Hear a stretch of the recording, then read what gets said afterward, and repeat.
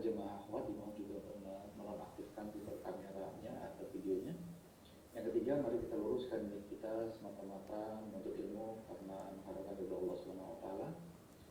Dan yang keempat, bagi jemaah yang ingin bertanya bisa menyampaikan melalui nomor pesan singkat yang nanti akan sampaikan di chat room.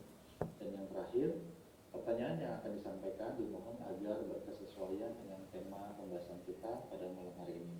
Barakallahu fikum, semoga kita senantiasa istiqomah dalam ilmu. Bismillahirrahmanirrahim. Assalamualaikum warahmatullahi wabarakatuh. Alhamdulillahi ala ihsanih wa syukru lahu ala taufiqihi wa amtinanih wa asyhadu an la ilaha illallah wahdahu la syarika lahu ta'ziman li sya'nih wa asyhadu anna Muhammadan abduhu wa rasuluhu da'ila ridwanih. Allahumma shalli alaihi wa ala alihi wa ashabihi wa ikhwanih. Para jamaah Masjid Duku, Masjid Al-Ikhlas Duku Bima yang dirahmati Allah Subhanahu wa taala, demikian juga para pemirsa yang dirahmati Allah Subhanahu wa taala, kita masih terus melanjutkan pembahasan kita dari tafsir surat Al-A'raf ya. Dan kita masuk pada kisah Nabi yang baru, Nabi Musa alaihissalam. Allah Subhanahu wa taala berfirman, "Tsumma ba'atsna min ba'dihim Musa biayatina ila fir'auna wa mala'ihi fadzalamu biha fanzur kaifa kana 'aqibatul mufsidin." Ayat 103. Kata Allah Subhanahu wa taala, kemudian kami mengutus setelah mereka Musa dengan ayat-ayat kami kepada Fir'aun dan pembesar-pembesarnya. Fadzalamu biha, maka mereka menzalimi ayat-ayat kami tersebut. Fanzur kaifa kana 'aqibatul mufsidin, dan lihatlah bagaimana itu mereka mengingkari ayat tersebut, lihatlah bagaimana akibat orang-orang berbuat kerusakan. Allah buka ayatnya dengan tsumma ba'atsna min ba'dihim Musa. Kemudian kami mengutus setelah para nabi tersebutlah Musa. Allah menggunakan kata tsumma ya, karena memang jaraknya jauh. Kita tahu Nuh, kemudian nabi-nabi sebelumnya adalah Nuh, kemudian Hud, kemudian Saleh, kemudian Lut, kemudian Syuaib ya. Itu nabi-nabi yang, dan itu jaraknya tidak begitu jauh di antara mereka ya. Artinya ada jarak, tetapi begitu langsung ke Nabi Musa sangat jauh sekali. Dari Nabi Syuaib kepada Nabi Musa sangat jauh ya, sangat jauh. Makanya Allah menggunakan tsumma. Kemudian bedanya juga di sini Allah menggunakan tsumma ba'atsna, kami mengutus. Adapun sebelum-sebelumnya Allah mengatakan wa ila 'adin akhahum, kepada Adin, kepada kaum Ad kami kirim saudara mereka. Wa ila Samud akhahum, kepada Samud kami kirim saudara mereka yaitu Nabi Saleh. Kemudian wa ila Madyan akhahum, kepada Madyan Syuaib, Lutan Lut. Jadi tapi ketika Nabi Musa Allah mengatakan tsumma ba'atsna, kami utus, pakai kata ba'atsna, kami utus setelah nabi-nabi tersebut Nabi Musa ya. Karena ada beberapa keistimewaan kisah Nabi Musa dibandingkan umat-umat sebelumnya. Pertama, umat Nabi Musa sangat banyak ya dibandingkan dengan umat-umat sebelumnya. Yang kisah-kisah Nabi yang kita sebutkan, Nabi Nuh, kemudian Nabi Hud, Nabi Saleh, Nabi Lut, Nabi Syuaib ya. Tidak sebanyak Bani Israel. Kemudian di antara keistimewaan Bani Israel, mereka adalah umat-umat yang ngeyel dengan kesabaran Nabi Musa yang luar biasa ya, dan tidak diberikan azab kepada mereka, enggak. Jadi ngeyel tetapi Allah tidak mengadab mereka ya. Allah punya hikmah yang Allah kehendaki. Berbeda dengan umat-umat sebelumnya. Umat sebelumnya menentang, akhirnya diadab oleh Allah Subhanahu wa taala. Oleh karenanya umat Nabi Musa berlanjut sampai sekarang, kaum Yahudi. Ya, sampai sekarang bahkan mereka akan terus berada sampai di penghujung umur bumi ini ya, yaitu menjelang hari kiamat ya. Oleh karenanya mereka istimewa dibandingkan dengan umat-umat sebelumnya.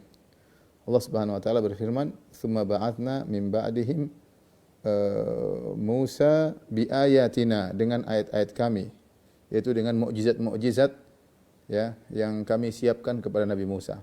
Allah tidak pernah menyebutkan mukjizat. Allah selalu menyebutkan dengan nama ayat-ayat. Ya sama maknanya. Orang sekarang mengistilahkan dengan mukjizat. Mukjizat itu artinya tantangan yang orang tidak mampu untuk mendatangkannya. Ayat-ayat, tanda-tanda. Sebenarnya ayat-ayat maksudnya tanda-tanda yang membuktikan bahwasanya Musa adalah seorang rasul atau utusan Tuhan. Itu disebut dengan ayat. Dan ayat-ayat Allah banyak ya. Ada ayat-ayat yang menunjukkan kauniyah, yang menunjukkan adanya Tuhan. Ada ayat-ayat yang menunjukkan Tuhan, di antaranya mukjizat para nabi. Mukjizat para nabi ini menunjukkan ada Tuhan, maka disebut dengan ayat. Kenapa disebut ayat-ayat yang menunjukkan adanya Tuhan? Karena nabi-nabi ini datang dengan suatu mukjizat yang khariqul adah, yang berlawanan atau keluar daripada sunatullah, dari aturan alam ya. Keluar daripada aturan alam yang tidak mungkin bisa melakukan perubahan tersebut kecuali Allah Subhanahu wa taala. Contohnya seperti mukjizat Nabi Musa di mana kayu bisa berubah menjadi ular ya. Ini tidak ada yang bisa bikin kecuali Allah Subhanahu wa taala ya. Maka mukjizat disebut dengan ayat oleh Allah Subhanahu wa taala. Salah satu bukti adanya Tuhan adalah mukjizat, atau Allah sebut dengan ayat. Ayat maksudnya dalil, alamat, bukti bahwasanya Tuhan itu ada. Dari sisi mana? Dari sisi alam semesta ini punya aturan-aturan, sunan kauniyah, aturan yang Allah bikin, hukum sebab dan akibat. Tetapi Allah bisa rubah ya hukum sebab akibat tersebut, yang menunjukkan bahwasanya yang membuat aturan ini yang bisa merubahnya. Berarti ada yang membuat aturan ini dan dia bisa merubahnya. Contohnya seperti kayu dirubah menjadi ular. Ini keluar daripada aturan alam ya, aturan alam. Kayu bisa berubah jadi hewan tuh nggak bisa ya. Yang bisa bikin gitu siapa? Yang bikin aturan. Yang bikin aturan dia bisa merubah aturannya. Dialah Allah Subhanahu wa taala. Contoh seperti api Nabi Ibrahim. Api kan membakar, tidak ada api buat dingin. Tetapi ketika Ibrahim yang dilempar, Allah rubah, ya anaru kuni bardan wa salaman ala Ibrahim. Wahai api, jadilah engkau dingin dan keselamatan bagi Ibrahim. Berarti ada Tuhan. Makanya mukjizat-mukjizat para nabi disebut dengan ayat. Disebut dengan ayat. Ayat secara bahasa Arab artinya tanda, alamat. Alamat apa? Alamat yang menunjukkan adanya Tuhan pencipta alam semesta ini, pengatur alam semesta. Dan ayat-ayat Allah banyak. Di antaranya mukjizat Nabi ini salah satu. Di antaranya alam semesta.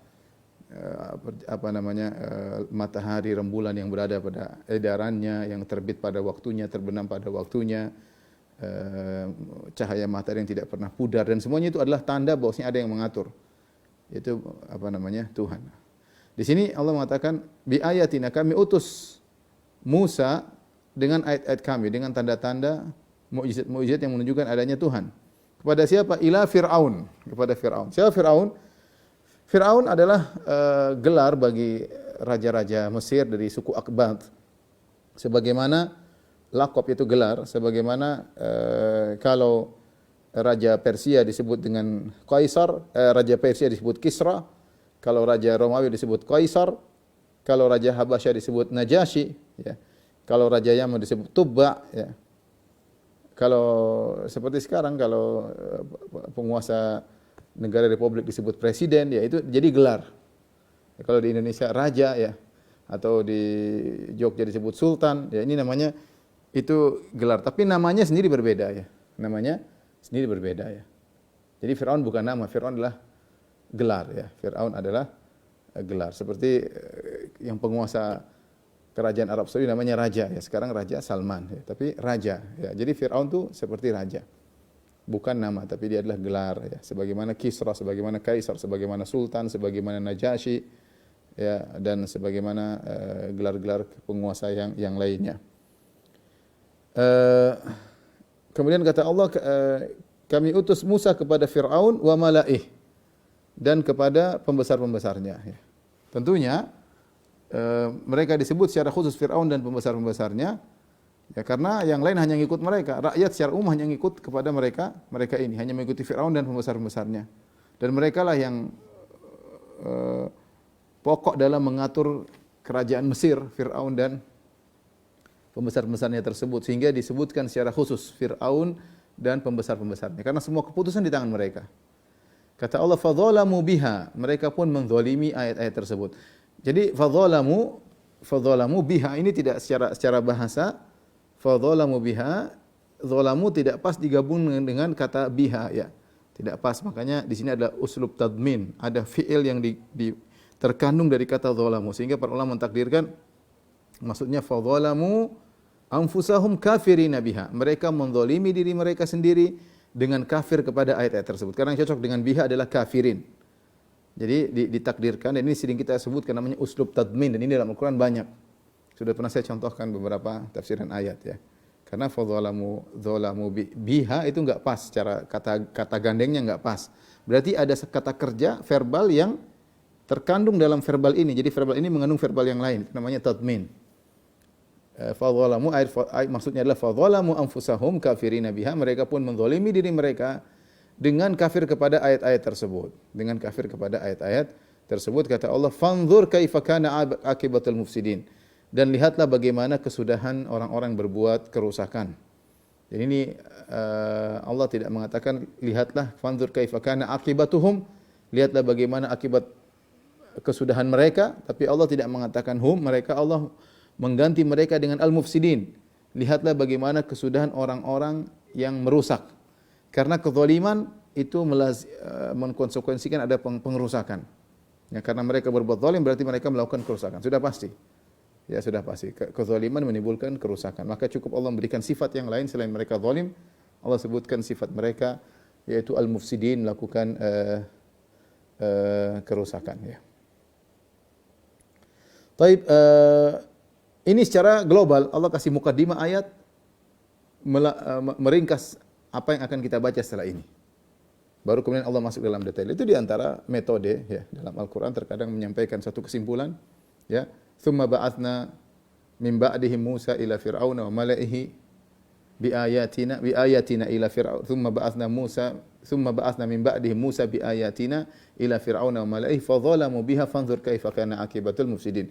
Kemudian kami mengutus setelah para nabi-nabi sebelumnya, kami mengutus Nabi Musa dengan ayat-ayat kami kepada Fir'aun dan pembesar-pembesarnya. Kemudian mereka berbuat zalim kepada diri mereka sendiri dengan kafir kepada ayat tersebut. Lihatlah bagaimana kesudahan mereka. Artinya mereka hancur. Ini kesimpulan. Nah, sekarang baru Allah masuk dalam detailnya. Bagaimana kisahnya? Berikut ini ya. Wa qala Musa, Allah berkata, wa qala Musa, ya Fir'aun inni rasulun min rabbil alamin. Ya. Berkata Musa, wahai Fir'aun, sungguhnya aku adalah utusan dari Rabbul Alamin. Di sini Nabi Musa mengatakan ya Fir'aun adalah bentuk penghormatan kepada Fir'aun, menyebutnya dengan sesuai gelarnya. Karena Allah telah memerintahkan Nabi Musa untuk berkata-kata lembut kepada Fir'aun. Faqula lahu qawlan layyinan la'allahu yatadzakkar aw yakhsha. Wahai Musa dan Harun, ucapkanlah kepada Fir'aun dengan kata-kata yang lembut, siapa tahu dia sadar, siapa tahu dia takut kepada Allah Subhanahu wa taala. Maka kalau kita lihat perkataan Musa kepada Fir'aun selalu baik. Selalu kata-katanya dengan sindiran, dengan kelembutan agar dia sadar.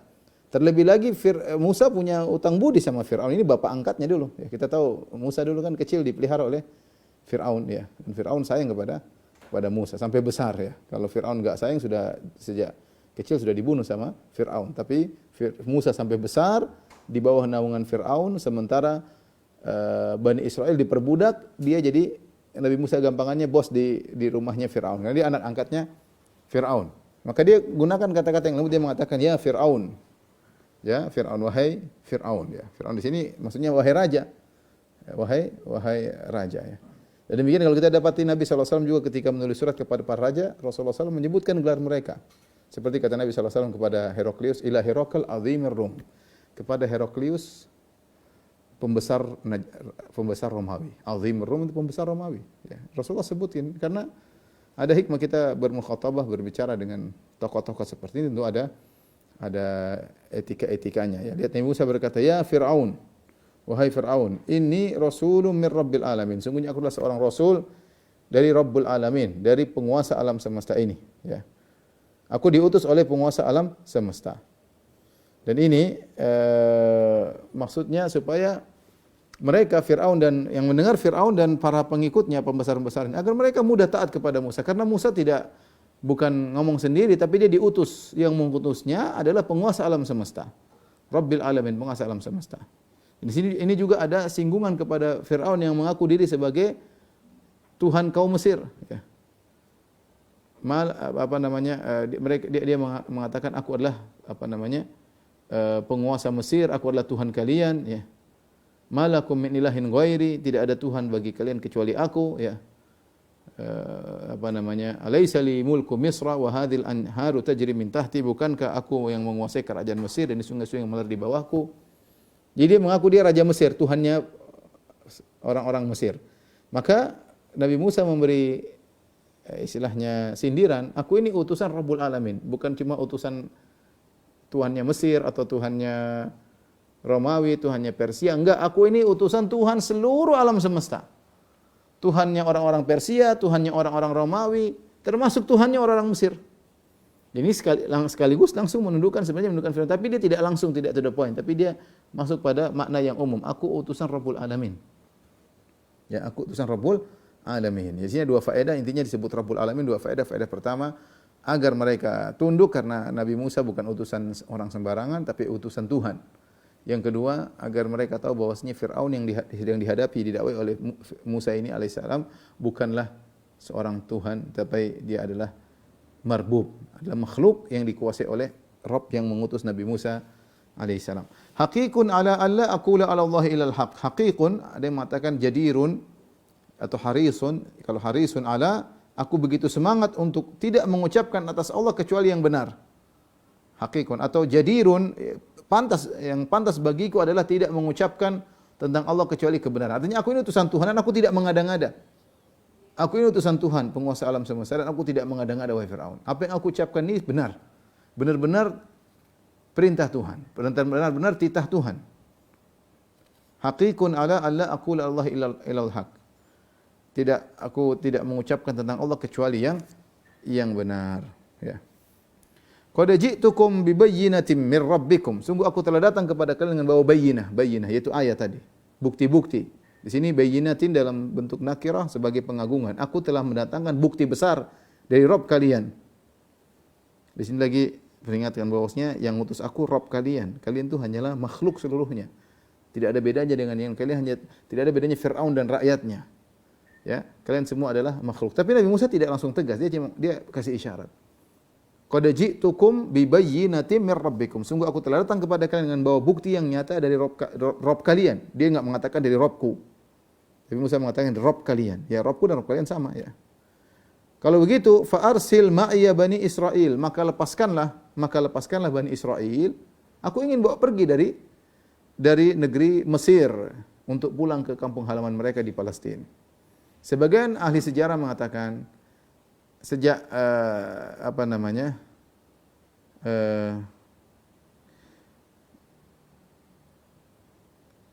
sejak hari masuknya Nabi Yusuf ke dalam Mesir sampai hari masuknya Musa ke dalam Mesir jaraknya 400 tahun. Jadi 4 abad antara Yusuf. Pertama yang bawa Bani Israel ke Mesir adalah Yusuf. Sebagaimana dalam kisah Nabi Yusuf alaihissalam, dia ngajak semua bapaknya, ibunya, keluarganya untuk pindah dari Palestina menuju Mesir. Kemudian hidup di sana selama 400 tahun. Tadinya disebutkan bahwasanya sebagian disebut oleh sebagian ahli tafsir seperti Thahir bin Ashur bahwasanya di zaman Nabi Musa yang hidup adalah Al-Malik, ya. Makanya kalau kita baca surat Yusuf, kita baca Nabi Yusuf mengatakan Allah menggunakan kata wa qala al-malik, berkata sang raja, ya. Qala al-malik, berkata sang raja. Allah tidak mengatakan qala Fir'aun, berkata Fir'aun. Ini isyarat bahwasanya suku yang Nabi Yusuf hidup di zaman suku tersebut bukanlah suku Akbat. Karena suku Qibti penguasa mereka disebut dengan Fir'aun. Suku Qibti penguasa mereka disebut Fir'aun. Sementara di zaman Nabi Yusuf penguasanya disebut dengan al-malik, raja. Wa qala al-maliku inni ara sab'a baqaratin dan seterusnya. Sehingga sebagian ahli tafsir mengatakan suku yang Nabi Yusuf hidup di zamannya suku Heksos, bukan suku Akbat.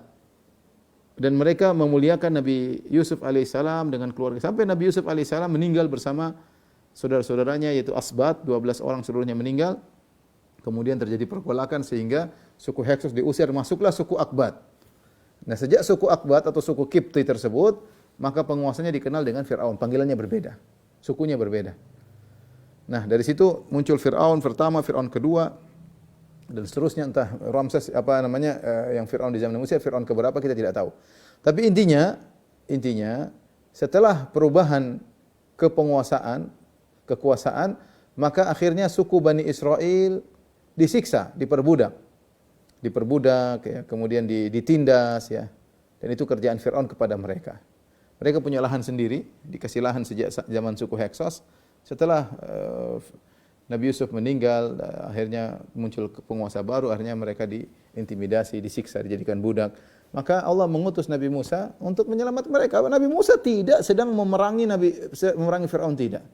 Nabi Musa tidak sedang mengatakan, Firaun kau mundur, saya yang jadi raja. Tidak. Dia tidak bicara tentang masalah kerajaan Firaun. Dia cuma nyuruh Firaun bersibadahlah kepada Allah. Kalau kau tidak mau, enggak apa-apa, ya. Tapi saya mau bawa pergi Bani Israel karena saya diutus kepada Bani Israel, ya. Dia ingin bawa Bani Israel keluar dari Mesir menuju Palestina. Ya. Makanya Musa berkata, "Fa'arsil ma'iyya Bani Israel." Utuslah, lepaskanlah Bani Israel kepadaku. Apa kata Firaun? Qala in kunta ji'ta bi ayatin fa'ti biha. Kalau memang kau punya bukti bahwasanya kau adalah utusan Tuhan, datangkanlah bukti tersebut. Ya. Jadi subhanallah, Nabi Musa tidak langsung menunjukkan bukti, tapi dia pancing dulu. Saya telah punya bukti, saya utusan Tuhan. Kalau gitu lepaskan Bani Israel. Kata Firaun terpancing. Qala in kunta ji'ta bi ayatin fa'ti biha in kunta minas shadiqin. Kalau memang kau punya bukti, datangkan. Ya. Maka Nabi Musa kemudian menunjukkan bukti mukjizat yang dia miliki. Fa alqa asahu fa idza hiya thu'banun mubin. Maka dia lemparkan tongkatnya, tiba-tiba menjadi ular yang besar. Thu'ban itu ular jantan yang gede. Kalau kita baca buku tafsir, maka macam-macam, ada yang mengatakan sebesar sampai mulutnya terbuka sampai berapa meter, puluh meter, pokoknya mengerikan. Ada yang mengatakan sampai terbuka, benar-benar ular nyata. Thu'banum mubin. Allah mengatakan mubin. Ular yang nyata, bukan ular khayalan, bukan ular halusinasi, ular yang nyata. Benar-benar kayu berubah jadi ular. Ini menunjukkan ada Tuhan yang bisa merubah itu semua. Ya. Dalam ayat yang lain disebut ka'annaha jannun. Ular tersebut seperti jan. Jan adalah ular yang kecil, ya. Sehingga perlu menggabungkan dua ini mengatakan bahwasanya meskipun ular tersebut thu'banun mubin, ular yang besar, tapi dia ka'annaha jan, gerakannya seperti ular yang lincah. Ular kecil gerakannya lincah, meskipun dia badannya besar ular tersebut, tapi gerakannya lincah. Gerakannya lincah, sehingga ini ular spesial. Biasanya kalau ular gede jalannya pelan-pelan. Ularnya Musa enggak. Ularnya gede, kemudian kalau dia ngangkat kepalanya gede, mulutnya dibuka lebar, tapi gerakannya lincah seperti ular kecil. Seperti ular kecil. Jadi dia memiliki dua sifat, gede dan lincah. Makanya datang dalam sebagian ayat thu'banun mubin, dalam ayat yang lain ka'annaha. Dia seperti, seakan-akan seperti ular yang lincah, ya. Ini mukjizat yang pertama di hadapan Firaun. Wa naza'a yadahu, kemudian dia lepas cabut tangannya, ya, ada yang disebutkan di janahaika, yaitu di ketiaknya, ya. Wa naza'a yadahu, dia keluarkan tangannya. Zahirnya cuma satu tangan, ya, tangan kanan. Zahirnya tangan, ada yang mengatakan dari bawah ketiaknya, ada yang mengatakan dari kantongnya, ya. Kemudian dia keluarkan. Jadi tangan kanannya dimasukkan, dikeluarkan. Fa idza hiya baydha'u lin-nadhirin. Tiba-tiba tangannya putih, bercahaya, ya, keluar daripada kondisi yang sesungguhnya, ya. Orang-orang Musa disebut dalam hadis, Musa kulitnya coklat menuju ke hitam, ya, dalam hadis dalam Sahih Bukhari dari hadis Ibnu Umar, Rasulullah SAW berkata, wa amma Musa fa Adam jasimun sabtun. Adapun Musa, kata Rasulullah SAW melihat Nabi Musa fa Adam. Adam itu coklat tua, ya, menuju ke arah ke arah hitam tapi coklat, ya. Jasimun badan besar, sabtun rambutnya terurai, Nabi Musa. Maka ketika dia keluar warna putih ini aneh karena tubuh dia bukan berwarna putih dan putihnya bukan penyakit baros. Min ghairi su'in, bukan karena sakit. Ayatan ukhra.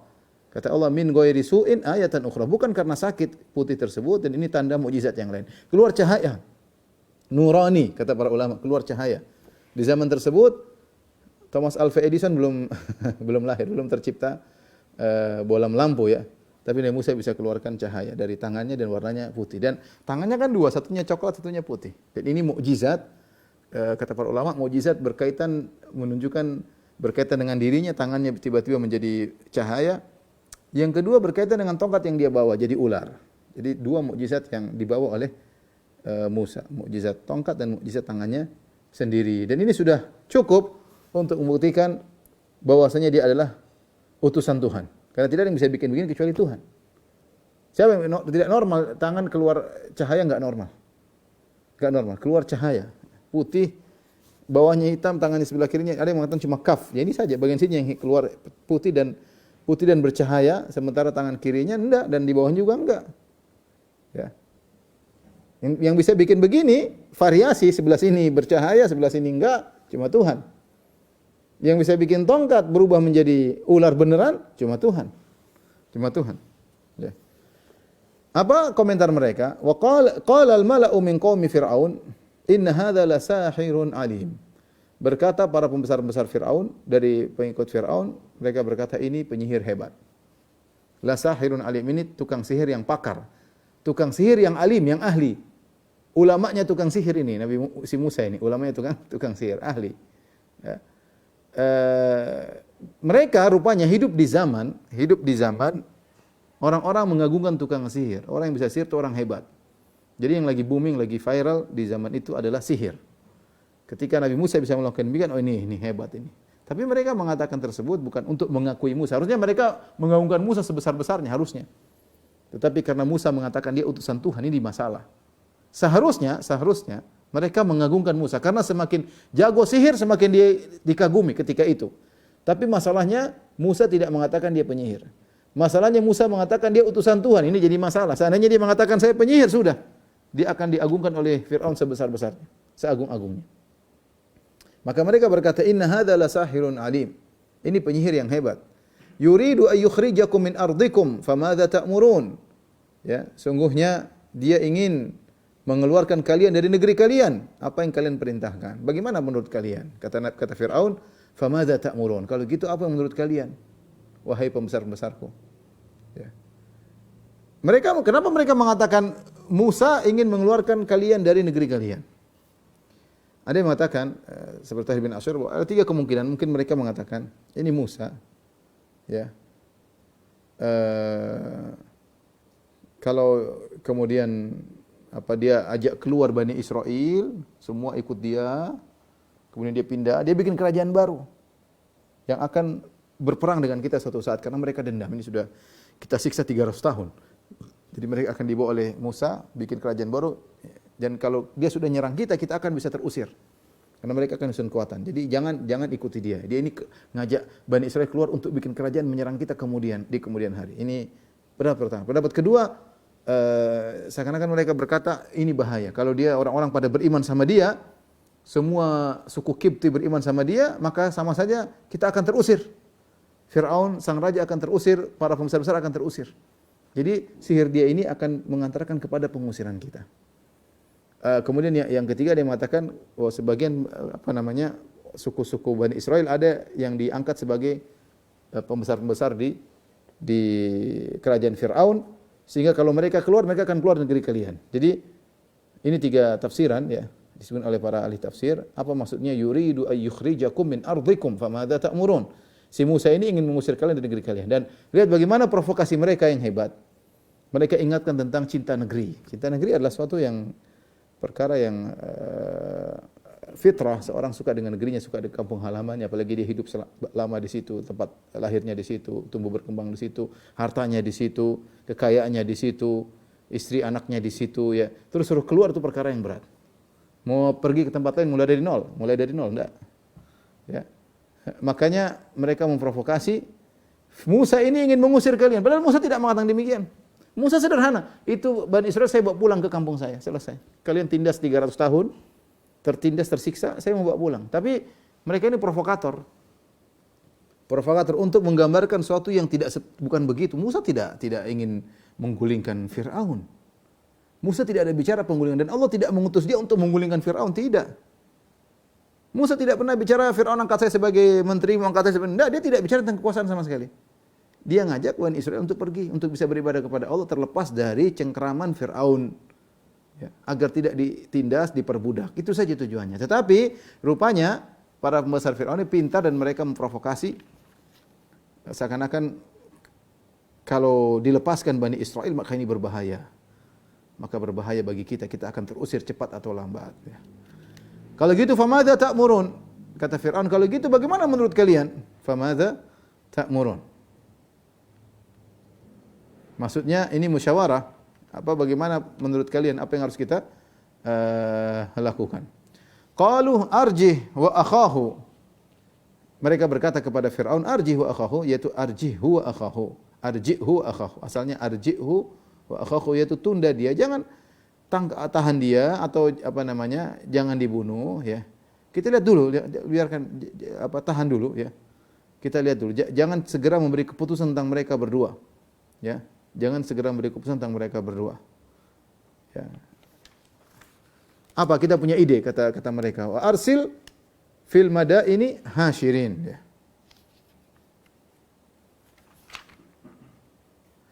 Arji wa akhahu wa arsil fil madaini hasyirin, jangan dulu bunuh mereka, jangan dulu ambil tindakan kepada mereka berdua. Kita punya ide, karena dia adalah tukang sihir, kita tantang dia berduel ya. Arsil fil madaini hasyirin, maka utuslah kepada seluruh negeri-negeri polisi-polisi hasyirin, maksudnya yang mengumpulkan, itu para polisi-polisi, petugas-petugas kerajaan, suruh bikin sayembara mengumpulkan para penyihir. Ya'tuka bikulli sahirin alim, kalau petugas-petugas tersebut sudah tersebar, maka akan datang seluruh penyihir-penyihir hebat. Dia cuma satu orang, kita punya banyak penyihir, jangan khawatir. Kata Allah, wa ja'as saharatu fir'aun. Maka datanglah para tukang sihir kepada Fir'aun. Cepat sekali, bikin sayembara, siapa yang mungkin datang tukang sihir. Khilaf di kalangan para ulama, berapa jumlah tukang sihir tersebut? Pendapat banyak yang mengatakan ribuan, ada yang mengatakan 12.000, ada yang mengatakan 15.000, ada yang mengatakan 17.000, ada yang mengatakan 19.000 penyihir, ada yang mengatakan 30 sekian ribu ya, macam-macam ya. Ada yang mengatakan 80.000, ada yang mengatakan sekitar 900, ya intinya banyak, intinya mereka banyak. Ini yang menunjukkan bahwasannya yang lagi viral ketika itu, yang lagi booming adalah ilmu sihir.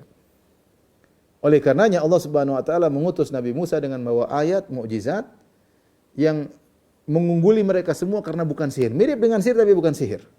Mirip dengan sihir tapi bukan sihir ya. Karena lagi booming ketika itu adalah masalah ilmu sihir. Dan sini yang sering saya sampaikan perkataan Ibnu Katsir dalam Al-Bidayah wa Nihayah, dia mengatakan bahwasanya para nabi diutus sesuai dengan apa yang lagi booming ketika itu. Seperti Nabi Isa alaihissalam diutus di zaman orang lagi menggandrungi ilmu pengobatan. Ternyata Nabi Isa diutus dengan ayat yang bisa menyembuhkan orang buta, bisa melihat cuma disentuh. Ya, sampai sekarang belum ada teknologi yang membuat orang buta bisa melihat.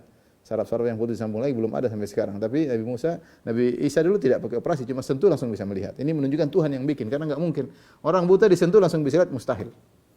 Kalaupun manusia berhasil, dia pasti memerlukan proses-proses yang panjang tapi dia cuma sentuh bisa melihat.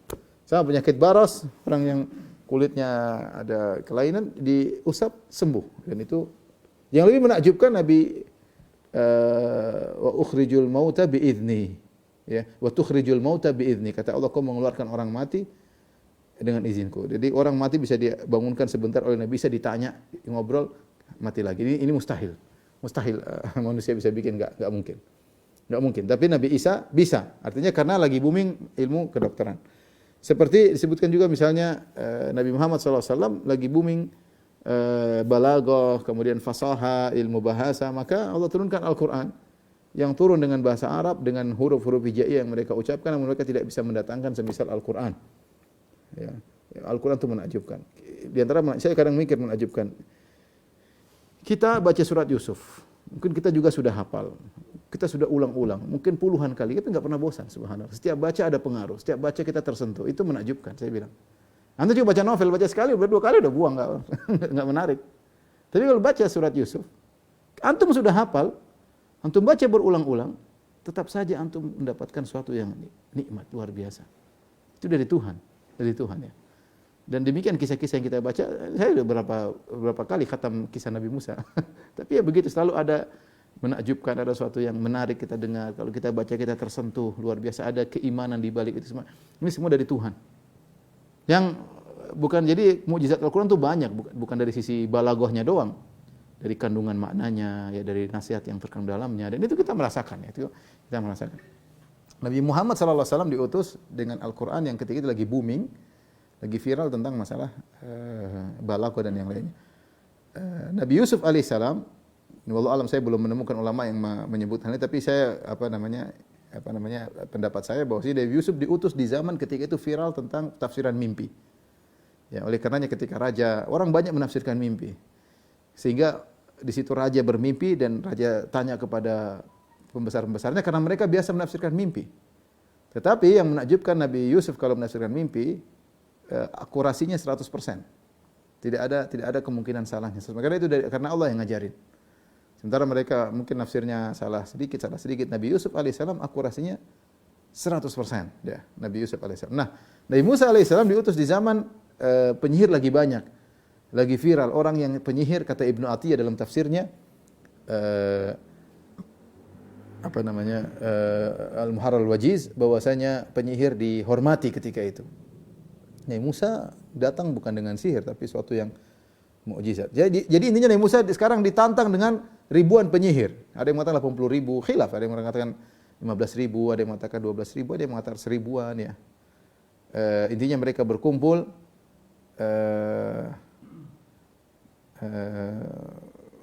untuk berduel dengan Nabi Musa alaihissalam. Para penyihir datang menemui Fir'aun. Qalu inna lana la ajran in kunna nahnul ghalibin. Kata mereka, wahai Fir'aun, apakah kami akan dapat ganjaran upah kalau kami yang menang? Mereka tidak ragu, mereka pasti menang. Cuma mereka memastikan ini datang benar-benar ada upahnya enggak? Duel sama Nabi Musa. Ya. Dan ini dalil ikhwan dan akhwat yang dirahmati Allah Subhanahu wa taala, bahwasanya para penyihir tidak bisa merubah benda ke benda yang lain, enggak bisa. Enggak bisa. Enggak bisa berubah kayu jadi ular, enggak bisa. Enggak bisa kertas jadi logam, enggak bisa. Mustahil, mereka enggak bisa. Karena kalau mereka bisa rubah, mereka enggak butuh minta upah sama Fir'aun, tinggal rubah jadi dinar selesai, jadi emas. Mereka enggak perlu minta upah sama Fir'aun ya. Ketika mereka minta upah berarti mereka tidak bisa merubah satu zat ke zat yang lain. Artinya dari kalau ada namanya persenyawaan kimia ada, tapi dari kertas jadi emas ya. Dari perunggu jadi emas, ini mereka tidak pernah bisa melakukan. Kalau mereka bisa menyihir, ya bukan ilmu kimia tapi sihir, tring berubah, itu mustahil, ya. Mustahil karena kalau mereka bisa rubah, ya maka mereka pasti tidak perlu minta upah. Makanya ada syekh dulu pernah sama saya, dia ngobrol sama orang Sudan ya, dia ngejek, kata dia, apa ente di Saudi, syekh ente nggak ada yang sakti. Kita ulama kita bisa berubah kertas menjadi duit. Kata syekh tersebut, terus ngapain kamu kerja di Saudi kalau kertas bisa dirubah jadi duit? Udah pulang kampung aja tinggal rubah kertas jadi duit, ngapain kerja jauh-jauh ya? Intinya ya ini enggak ya. Seperti itu. Jadi enggak ada. Tapi kalau namanya penipu ya banyak juga, harus kasih modal dulu, nanti digoyang-goyang jadi banyak. Ini banyak yang ketipu ya. Tapi intinya enggak ada namanya sihir dari suatu enggak ada menjadi ada, tuh enggak ada, mustahil. Ini enggak ada nih. Tahu-tahu keluar duit itu enggak ada. Atau merubah satu benda ke benda lain langsung, ya bukan proses ya, langsung, itu mustahil. Makanya mereka minta duit sama Fir'aun. Kata Fir'aun ketika ditanya, ada enggak gajinya? Kata Fir'aun, qala na'am, iya ada. Wa innahukum laminal muqarrabin. Bukan cuma dapat gaji wahai para penyihir, kalian akan menjadi orang-orang dekatku. Jadi orang-orang dekatku. Artinya kalau Fir'aun duduk, mereka akan duduk di sampingnya, menjadi pembesar-pembesar, dihormati oleh satu negeri Mesir. Ini suatu kenikmatan tersendiri. Lebih daripada yang kalian minta. Ini dapat duit selesai pulang. Enggak. Kalian bukan cuma dapat duit. Kalian datang dan kalian akan menjadi orang-orang mulia di sisiku. Luar biasa. Ini menunjukkan Fir'aun serius ketika menyuruh penyihir-penyihir untuk melawan Nabi Musa. Fir'aun serius. Karena dia tahu yang dia hadapi ini bukan orang sembarang. Dia sebenarnya, saya yakin, Fir'aun sudah tahu naluri dia atau fitrah dia, tahu ini Musa ini bukan tukang sihir. Tapi dia memang ngeyel dan dia keras kepala. Buktinya apa? Bahwasanya nuraninya tahu itu bahwasanya ini bukan tukang sihir. Buktinya dia serius, dia panggil tukang sihir, dia kasih duit, bagi-bagi duit, bahkan bukan cuma dapat duit, dapat kedudukan. Kalau dia tahu Musa ini tidak adalah perkara yang ringan, dia bilang ngapain kasih? Udah kamu satu orang aja, 5 orang lawan aja, ngapain saya panggil banyak-banyak? Ngapain panggil ratusan? Ketika dia panggil ratusan atau ribuan lah, sebagaimana pendapat ahli tafsir menunjukkan Fir'aun tahu Musa ini bahaya dan dia bukan sembarangan. Dan sebenarnya dalam dirinya tahu ini adalah utusan Tuhan. Makanya Nabi Musa berkata, "Laqad alimta ma anzala haula'i illa rabbus samawati wal ardi basair." Sungguhnya kau sudah tahu wahai Musa, tidak ada yang menurunkan ini semua kecuali pencipta langit dan bumi. Kau sudah tahu, kata Musa, laqad alimta, kau sudah tahu. Taib, kata Fir'aun, "Na'am wa innakum la minal muqarrabin." Kalian dapat upah ya dan kalian akan menjadi orang pembesar di sisiku. Akhirnya terjadilah duel. Qalu ya Musa, kata mereka, ya Musa, imma an tulqiya wa imma an nakuna nahnul mulqin. Wahai Musa, kita yang lempar duluan atau kamu yang lempar duluan? Jadi mereka sombong. Disebut para ulama mereka sombong. Mereka merasa pasti menang. Seakan-akan mereka ngejek. Musa, terserah ente deh. Kamu mulai dulu apa kami terserah. Kamu mulai dulu, kita yang menang. Kita yang mulai dulu, kita yang menang. Seakan-akan jadi mereka ngejek Musa. Imma an tulqiya wa imma an nakuna nahnul mulkin. Kau lempar duluan tongkatmu atau kami yang lempar duluan. Tidak ada bedanya. Mau duluan kami atau kau duluan, tetap saja kita menang. Musa berkata, qala alqu, kalian lempar duluan. Ketika Nabi Musa berkata lemparlah duluan, bukan berarti Nabi Musa menyetujui adanya syirik, sihir, enggak. Karena mereka memang penyihir, mau disuruh atau enggak, tapi Nabi Musa ingin menampilkan syubhat untuk membantah syubhat. Jadi tidak jadi masalah menampilkan syubhat jika seorang mampu untuk membantahnya, ya. Ya, dan ini semakin kuat untuk membuat orang yakin bahwasanya mereka di atas kesalahan karena mereka yang duluan dan kemudian didominasi oleh ularnya Nabi Musa. Kemudian falamma alqau, tatkala mereka lempar tali-tali mereka, tongkat-tongkat mereka, saharu ayunan nas, maka mereka pun menyihir mata-mata manusia. Orang-orang melihat bahwasanya ini benar-benar jadi ular. Wastarhabuhum, mereka membuat orang-orang menjadi takut. Bahkan yang tersihir bukan cuma manusia. Nabi Musa juga dalam surat Thaha kata Allah, yukhayyalu ilaihi min sihrihim annaha tas'a fa aujasa fi nafsihi khifatan Musa. Maka dikhayalkan kepada Musa, dikhayalkan kepada mata Musa bahwasanya itu ular-ular yang benar-benar bergerak. Yang benar ini benar-benar sihir dan sihir punya pengaruh. Kita tahu sihir punya pengaruh, ini nyata, bukan seperti perkataan Mu'tazilah atau perkataan Ibn Hazm yang seakan-akan menolak adanya sihir. Mereka mengatakan ini bukan sihir, ini cuma sekedar mereka siapkan di tanah lapang, kemudian dikasih minyak, kemudian di tengah matahari yang sangat terik sehingga seakan-akan bergerak, dikasih panas tertentu. Kita bilang kalau cuma begitu orang tidak akan takut. Nah, tali jadi ular, enggak. Ini benar-benar annaha tas'a, benar-benar bergerak seperti ular. Ya, tali kan bentuknya bukan ular. Kan tali yang dilempar, tali, tongkat. Yang mereka bawa tali, mereka bukan sedang bawa ular. Ketika dilempar jadi ular. Jadi mereka sihir, itu namanya sihir. Sebagian orang yang mengingkari seperti orang Mu'tazilah mengingkari, kata mereka ini bukan sihir, ini cuma apa? Cuma tipuan, trik, sulap kalau bahasa kita. Kita bilang ini bukan sulap. Kalau sulap Allah tidak mengatakan, sulap itu kan ya tipuan tipu muslihat, tapi sebenarnya tidak ada sihir. Ini bukan sulap, ini sihir. Sulap kecepatan tangan atau tipuan trik-trik, enggak, ini bukan sulap, ini sihir. Benar-benar mempengaruhi mata manusia. Makanya Nabi Musa pun terpengaruh. Bahkan Allah mengatakan waja'u bisihrin azim.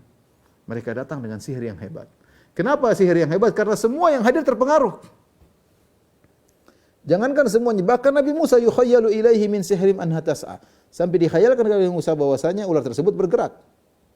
Benar-benar bergerak. Sehingga Nabi Musa pun takut. Fa aujasa fi nafsi khifatan Musa. Nabi Musa takut. Nabi Musa takut dan sihir adalah hak, sihir benar.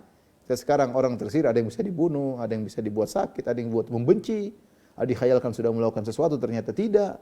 Banyak sihir luar biasa. Setan punya kemampuan untuk menyihir. Kata Allah waja'u bi sihrin azim, maka mereka datang dengan sihir yang hebat. Wa auhayna ila Musa an alqi asak. Kami wahyukan kepada Musa, lemparkanlah tongkatmu. Musa pun lempar. Fa idza hiya talqafu ma yafikun. Tiba-tiba si ular tersebut jadi besar, ular Musa besar, langsung makan ular tersebut dengan cepat. Talqafu kata para ulama, wa laqfu kal laqafan atanawul bi sur'ah, yaitu cepat. Mengambil dengan cepat. Talqaf itu mengambil dengan cepat. Jadi maksudnya disebutkan ular tersebut menelan. Jadi bukan gigit gini ularnya, tapi ditelan. Karena cepat. Gerak cepat, langsung habis. Cepat. Talqaf fa idza hiya talqaf. Talqaf itu ngambil dengan cepat. Ma yafikun.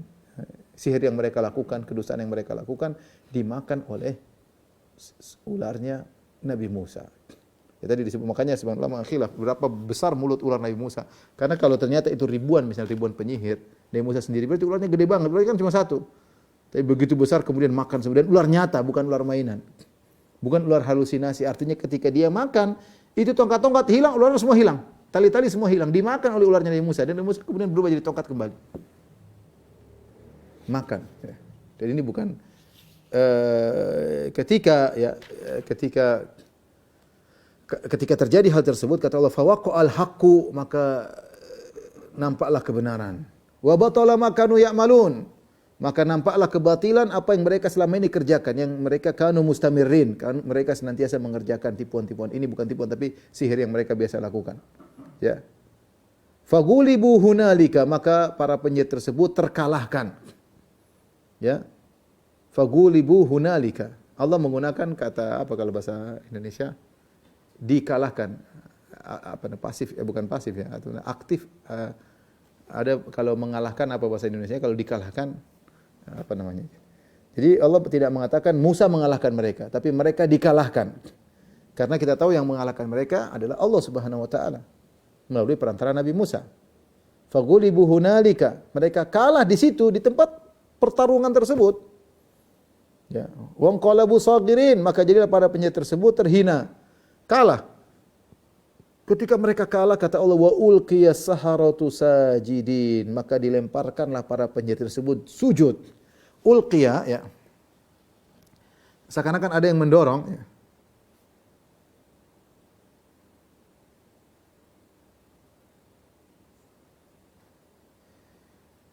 Jadi kalau ulqiya seakan-akan ada yang lempar mereka, ada yang dorong mereka, dari langsung mereka sujud ya. Padahal tidak ada yang mendorong, tapi mereka serta-merta langsung sujud. Serta-merta langsung sujud. Kenapa? Karena mereka kaget dengan, terpukau dengan mukjizat Nabi Musa. Mereka pakar sihir, mereka tahu sihir kayak apa. Mereka tahu ini bukan sihir. Seperti kata orang tidak tahu sihir kecuali tukang sihir juga. Ini mereka tahu ini bukan sihir. Kalau sihir mereka tahu ciri-cirinya. Ini nyata. Berarti ada Tuhan. Bagaimana kayu bisa rubah jadi ular yang gede dan makan sekaligus, langsung dimakan semuanya dengan waktu yang singkat. Mereka seakan-akan karena kagum dengan Nabi Musa, mereka langsung sujud. Tampak seakan-akan ada yang dorong, padahal enggak ada yang dorong. Makanya Allah menggunakan kata apa namanya? Mabnil majhul wa ulqiya. Wa ulqiya saharatu sajid. Seakan-akan mereka dilemparkan kemudian mereka sujud, ya. Kemudian mereka berkata qalu amanna bi rabbil alamin. Mereka berkata kami beriman kepada Rabbul Alamin, kepada penguasa alam semesta ini. Taib, ini kata para ulama zahirnya mereka sujud beneran, mereka sujud benar. Kenapa mereka bisa sujud? Bisa jadi mereka tahu ibadahnya Musa sujud, atau bisa jadi ketika Musa menang, sebagai perkataan alusi, bisa jadi Musa sujud syukur, kemudian mereka niru. Bisa jadi mereka niru. Tapi intinya zahirnya mereka sujud. Ini bukan majas, benar-benar mereka sujud kepada Allah Subhanahu wa taala dan mereka berkata amanna bi rabbil alamin, kami beriman kepada Rabbul Alamin, kepada penguasa alam semesta. Tapi demikian saja para pendengar dari Masjid Al-Ikhlas Duku Bima. Insyaallah kita lanjutkan pada pekan depan masih kisah Nabi Musa alaihissalam. Kalau ada yang bertanya saya persilahkan. Ya.